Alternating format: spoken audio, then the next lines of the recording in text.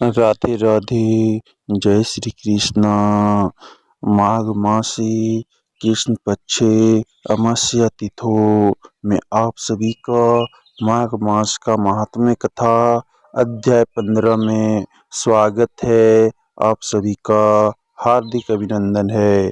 दत्तात्रेय जी कहने लगे कि हे राजन, प्रजापति ने पापों के नाश के लिए प्रयाग तीर्थ की रचना की। सफेद गंगा जी और काली यमुना जी के जल की धारा में स्नान का महात्म्य भली प्रकार सुनो।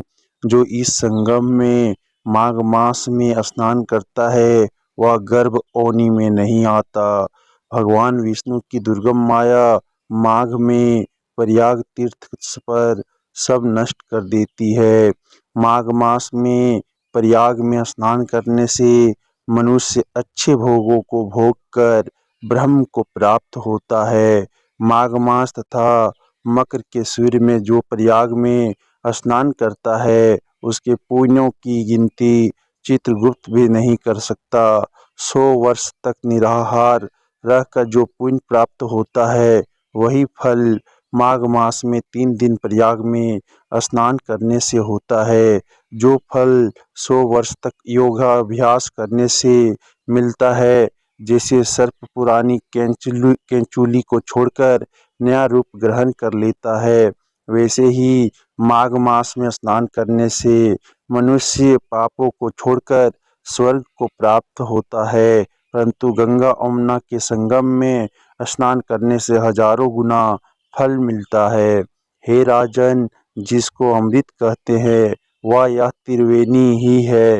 ब्रह्मा, शिव, रुद्र, आदित्य, मरुतगण, गंधर्व, लोकपाल, अक्ष, गिर्हयक, किन्नर, अनिमादि गुणों से सिद्ध तत्वज्ञानी ब्रह्मानी, पार्वती, लक्ष्मी, सची, नैना, दिति, अदिति, संपूर्ण देवपत्नियां तथा नागों की स्त्रियों गीतांची, मेनका, उर्वशी, रंबा, तिलोत्तमा, अप्सरागण और सवित्र मनुष्यगण कलयुग में गुप्त और सत्ययुग आदि में प्रत्यक्ष सब देवता माघ मास में स्नान करने के लिए आते हैं।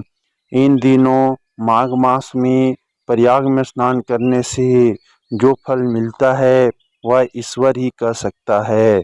मनुष्य में कहने की शक्ति नहीं है। हजारों अश्वमेघ यज्ञ करने से भी यह फल प्राप्त नहीं होता। पूर्व समय में कांचन मालिनी ने इस स्नान का फल राक्षस को दिया था और इससे वह पापी मुक्त हो गया था। इति श्री माघ मासी 15वां अध्याय समाप्तम। हरि शरणम।